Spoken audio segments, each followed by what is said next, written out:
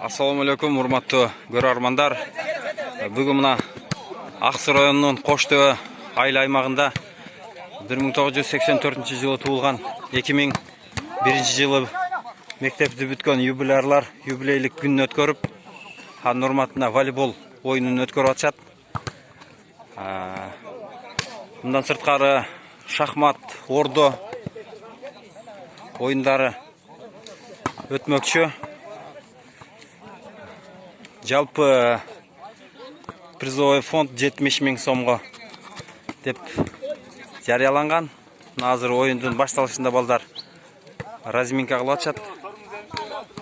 Азыр салтанаттуу ачылышы болуп, оюндар башталган турат.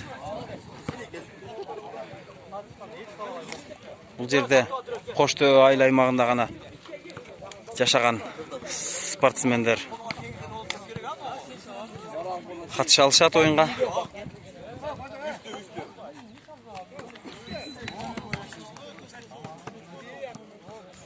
Оюндун кызыгы мына эми башталат. Азыр балдар разминкада.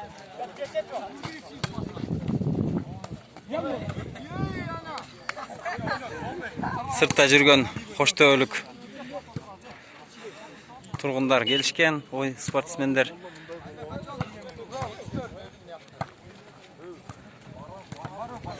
Буга чейин айта кете турган нерсе, Коштөбө айыл аймагында 6 мектеп болсо, 6 мектепте тең ушинтип 10 жылдык, 20 жылдыктын оюндары өтүп келген болсо, бул жолу ушу 6 мектептин 84 жылкы классташтар биригишип, бир оюн гана өткөзөлү деп сүйлөшүлгөн. Анткени мына өлкөдө болуп аткан пандемия, каатчылык мезгилде мына ушундай чечимди кабыл алышкан.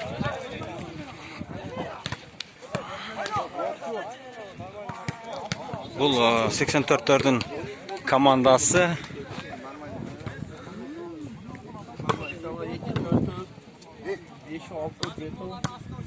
Азыр 84-төр юбилярлар 85 жылкы балдар менен ойношот.